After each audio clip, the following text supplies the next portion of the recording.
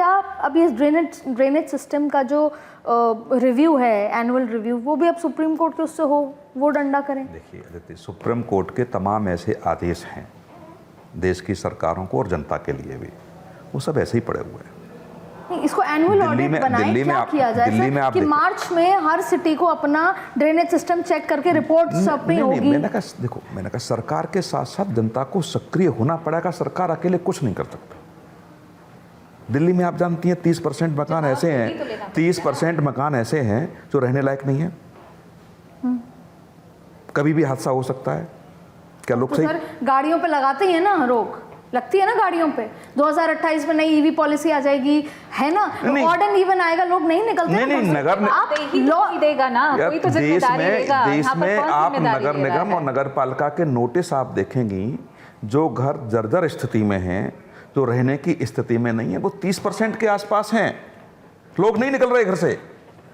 ठीक है, क्या करेगी सरकार उसमें? सरकार नहीं कर सकती सर। क्या करेगी सरकार? जब वोट के लिए घर से निकलवा देती है जनता को, एक संगठन की बैठकें होती हैं। अभी दिल्ली में कई जगह बुलडोजर चलाना, क्या हुआ sir? There is a way, there is a way. High court चले गए। नहीं, रास्ता हाई कोर्ट ने क्या कहा? ऐसा नहीं कि किसी चीज का रास्ता नहीं है। इतनी सारी ट्रांसपोर्ट की बसेस चलती हैं जिनको जो उस व्यवस्था में नहीं है कि वो सड़क पे चल सके, उस अवस्था में नहीं है चल सके, होती है ना सैंक्शन? बिल्कुल होती है। तो अब इसमें कौन इन्वॉल्व है सर?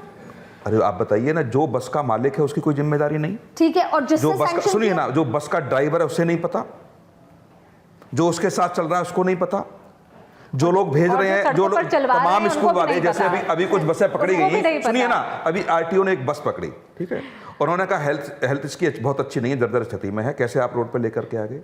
तो उन्होंने स्कूल वालों को फ़ोन किया कि आपने उनका सर्टिफिकेट देखा बच्चे भेजने से पहले? कि हाँ, कह रहे थे ठीक करा लेंगे, बोले ठीक करा के फिर गई बस, नहीं गई। सर अब कौन आप विदाउट बेल्ट निकल जाएंगे तो 10,000 का चालान हो जाएगा। हाँ, जरा सा ओवरटेक करेंगे 10,000 का चालान हो जाएगा। विदाउट हेलमेट चले जाएंगे चालान हो जाएगा, लेकिन ऐसी बसेस का चालान नहीं होता है। हाँ। कानून की कमी नहीं है। और जो आप कह रही थी 30% ना, अभी जो गवर्नमेंट जिस दिन स्ट्रिक्ट होगी, हाँ। तो 4-5% उसमें और आ जाएंगे, हाँ। जिनका विड्रॉ हो जाएगा, और ऑब्वियसली उसमें कुछ लोगों के लिए रस निकल आएगा। और नरेंद्र मोदी जी की बात तो सर सब सुनते हैं, फ़ोन की लाइट भी चलाते हैं, थाली बजाते हैं। तो नरेंद्र मोदी जी अगर कहेंगे कि आप ऐसा नहीं ऐसा कीजिए, जल्दी इसका लॉ लागू होगा, तो लोग करेंगे सर। और मैं यकीन मानिए सर, कल और परसों, थर्सडे फ्राइडे या आज का दिन, 2 दिन गुड़गांव में एक वो एडवाइजरी जारी हुई कि घर से मत निकलिए। ट्रस्ट मी, मैं भी कल मैंने ऑफिस में बाकायदा छुट्टी मांगी कि मैं नहीं आऊँगी, क्योंकि 61 mm बारिश है, 23 mm में तो गुड़गांव डूब जाता है। कल वहाँ बारिश नहीं हुई, सड़कें खाली थी। सोचिए आप, डर सोचिए लोगों का कि एडवाइजरी जारी हुई कि मत निकलिए, तो गुड़गांव घर में बैठा था। मैं निकली, मुझे लगा क्या हॉलिडे है क्या कोई आज? देखिए इतना डर आ गया है सर। देखो, जिस गुड़गांव का आप जिक्र कर रही हैं sir, it is everywhere, it is Maharashtra also. मैं वही की बात, महाराष्ट्र की भी आप बात कर लीजिए, गुड़गांव की बात कर लीजिए। एक फ्लैट कहीं कहीं तो 400-400 करोड़ का है ना सर? है, केवल वो घर तक सीमित हैं लोग। जैसे सर ने बताया, आप नोएडा में अभी कैमरा लेके चलिए, 100 करोड़ की कोठी होगी, लेकिन कोठी के बाहर क्या स्थिति होगी आप समझ नहीं सकते। नाली का सिस्टम क्या होगा पता नहीं होगा, जो गाड़ी चलाने का सिस्टम, उसकी जिम्मेदारी नहीं बनती कि मैं 100 करोड़ रुपए कोठी में लगा रहा हूँ, या ड्रेन सिस्टम नाली साफ़ होगी तो कम से कम सहूलियत के हिसाब से ऐसा कोई सिस्टम करा दूँ कि उनको दिक्कत ना हो। मेरी गाड़ी अंदर पहुँचनी चाहिए, ये उसके दिमाग में है, लेकिन मेरी गाड़ी के बाद ये नाली साफ होगी कि नहीं होगी, ये उसकी कानून का खौफ नहीं है। और आरडब्ल्यूए का नेक्सस लोकल पुलिस के साथ मैंने फेस किया है वो। मैम, पर एक बात बताएं बाप, मैं इन सारी बातों का निष्कर्ष ये है कि अब आगे क्या, जब एनवायरमेंटल इश्यूज इतने हैं, आगे और बारिश आएंगी। एक तरफ हम अल्नीना इफेक्ट की बात करते हैं कि इस बार बारिश नहीं होगी, बारिश हमारे किसानों के लिए ज़रूरी है, इन शॉर्ट वो हमारी अर्थव्यवस्था के लिए ज़रूरी है, व्यवस्था खराब हो जाती है, करें क्या?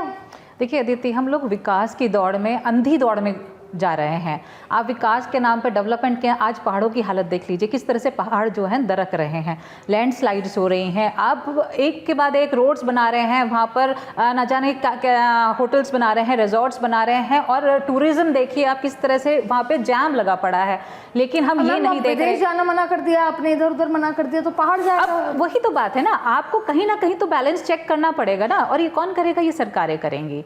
आप डेवलपमेंट के नाम पर बड़ी बड़ी बिल्डिंग बना रहे हैं, लेकिन आप ये चेक नहीं कर रहे हैं कि वहाँ पर आपने सीवर लाइन बिछाई है कि नहीं है, ड्रेनेज प्रॉपर सिस्टम है कि नहीं है। अभी सर कोठियों की बात कर रहे हैं, अरे कोठियों पे डंडा कौन चलाएगा, कानून कौन चलाएगा? ये जो आप इलीगल कोचिंग क्लासेस चल रही हैं, जहाँ बेसमेंट में चल रही हैं, जो बिल्कुल मना है बच्चों के लिए। कई सारे, अभी आपने हाल ही में देखा लखनऊ के अंदर आग लग गई एक कोचिंग सेंटर के अंदर, वहाँ पे एग्जिट भी नहीं था, प्रॉपर इंतजाम नहीं थे। उसको देखेगा कौन, चेक कौन करेगा? आप अप्रूवल कैसे दे देते हैं? जिम्मेदारी जवाबदेही कौन देगा? पानी की बात हो रही थी अभी, आप रेन हार्वेस्टिंग की बात कर रहे हैं। हमारी गंगा के नाम पर, आपने यमुना के नाम पर कितना पैसा ले लिया, सब कुछ चल रहा है, सब पैसा भी लग रहा है, लेकिन हो क्या रहा है? आपने इंडस्ट्रियल वेस्ट को रोक दिया, आपने वो पानी को बचाया। हम पानी के लिए तरस जाएंगे। पूना के अंदर, महाराष्ट्र के अंदर अभी कुछ महीने पहले एक एक बूंद के लिए, पानी के लिए तरस रहे थे। दिल्ली में हालत बुरी थी, लेकिन हम लोग क्या कर रहे हैं? हम बड़ी बड़ी बातें करते हैं, लेकिन जो आप ग्राउंड लेवल पे बेसिक चीजें हैं उनको आप रोक नहीं रहे हैं। आप प्लास्टिक की बात करते हैं कि नालियों में प्लास्टिक, अरे जब हम लोग कहते हैं ना कि सेग्रीगेट करो गीला कूड़ा और आपका प्लास्टिक वेस्ट जो है, उसके लिए प्रॉपर अरेंजमेंट कराएं, रिसाइकलिंग के लिए प्रॉपर अरेंजमेंट कराओ, कोई नहीं करता है।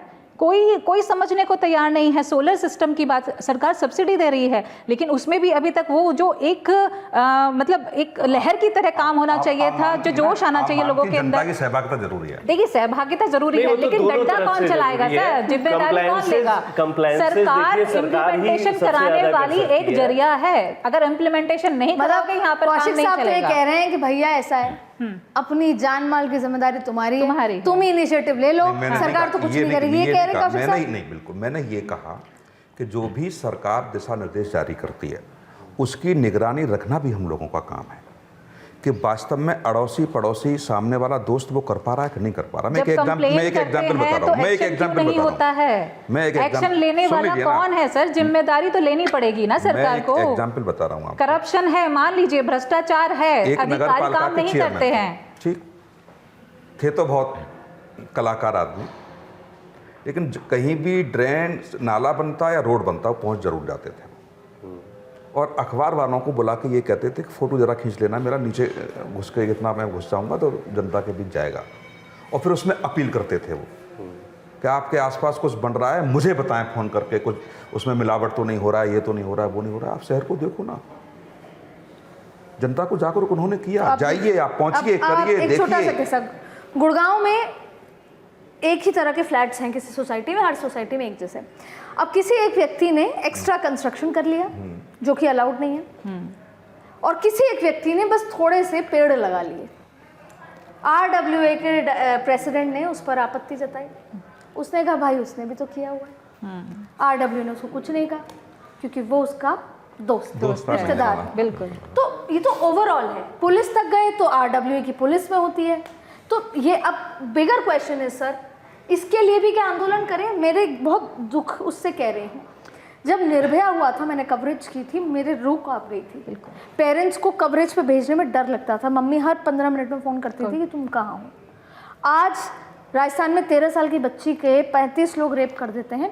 ठीक है, जो भी हो रहा है, पर कहीं ना कहीं आपने देखा कि हम जो निर्भया में मूव हुए थे, अब हमने उसको एक्सेप्ट करना शुरू कर दिया है। कोई किसी को धक्का देता है, कोई अपनी माँ को मार देता है, कैसा हमने एक्सेप्ट कर लिया। तो मुझे लग रहा है कि हम इतने व्यस्त हैं कि हम सड़क में भी सोचते हैं। अब इसके आगे की बात यह है, डर इस बात का है, all respect to the feelings, पर अब कावड़ शुरू हो जाएंगे।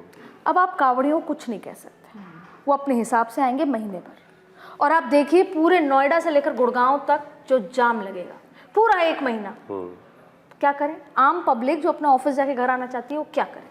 और अदिति, इसमें एक चीज़ और है, हुड़दंग भी मचता है। आप कावड़ और धर्म के नाम पर वहाँ पर जो हुड़दंग मचाया जाता है, उस पर कोई आप एक्शन हॉर्न नहीं। बजा दीजिए, आप हॉर्न बजा आपकी दीजिए, विंडस्क्रीन टूट सकती है। हाँ, गलती से अगर आप रॉन्ग साइड से आ गए हैं गाड़ी लेकर के, चाहे वो स्लो है, आपने किसी को टक्कर भी नहीं मारी, वो गाड़ी तोड़ दी जाती है, उस परिवार की जान खतरे में आ जाती है।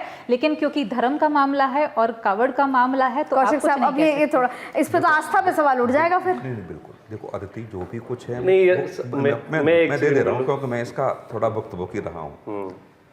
एक ऐसे ही यात्रा चल रही थी तो मैंने ज़बरदस्ती जाने का प्रयास किया। सीओ साहब ने मना किया कि सर मान जाइए, हमें प्रेस लिखा हुआ, कोई दिक्कत नहीं है। बोला ये प्रेस व्रेस को समझते नहीं है, बच्चे हैं सब। तो मैं ज़बरदस्ती किया, वो मेरी गाड़ी उन्होंने तोड़ने का प्रयास किया। अगर फोर्स आ गया उनकी बैग जाइए, यहाँ कुछ नहीं है। वो कौन लोग हैं? बाहर से आए लोग हैं क्या? वो मेरा भाई होगा, उसमें मेरा भतीजा होगा, आपका भाई भतीजा होगा, हैं तो इसी सोसाइटी के लोग हैं जो उसके नाम पर हुड़दंग कर रहे हैं। पर हुड़दंगी और अपराधी किसी का भाई भतीजा नहीं होता, अपराधी अपराधी होता है। बिल्कुल होता है। वो चाहे रेप करे, चाहे किसी की गाड़ी तोड़े, किसी को मारे। ये कहेंगे कि सरकार फोर्स लगा दे, सरकार ये करे।